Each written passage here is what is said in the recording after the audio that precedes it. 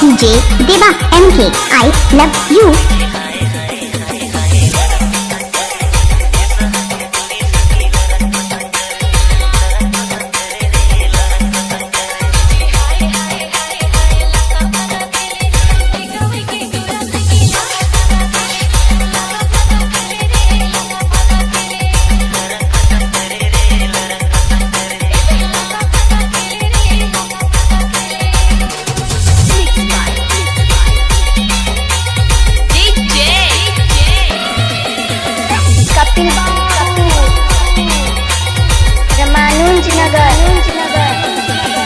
रामानुजनगर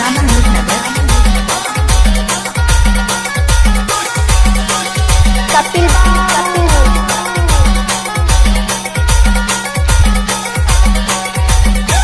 जब तक सूरज चांद रहेगा तब तक डीजे देवा भाई का नाम रहेगा।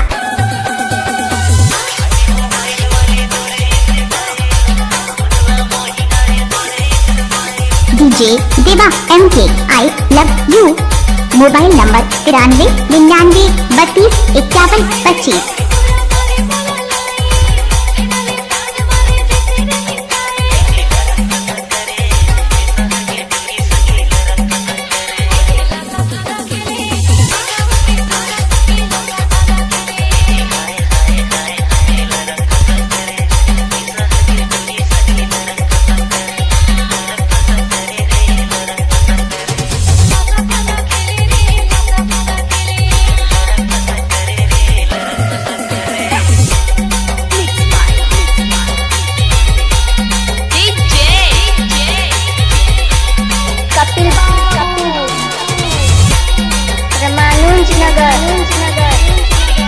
रामानुजनगर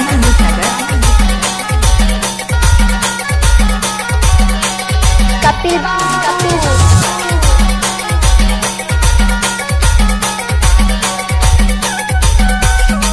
आपका नाम सुना होगा। डीजे देवा MK, I love you।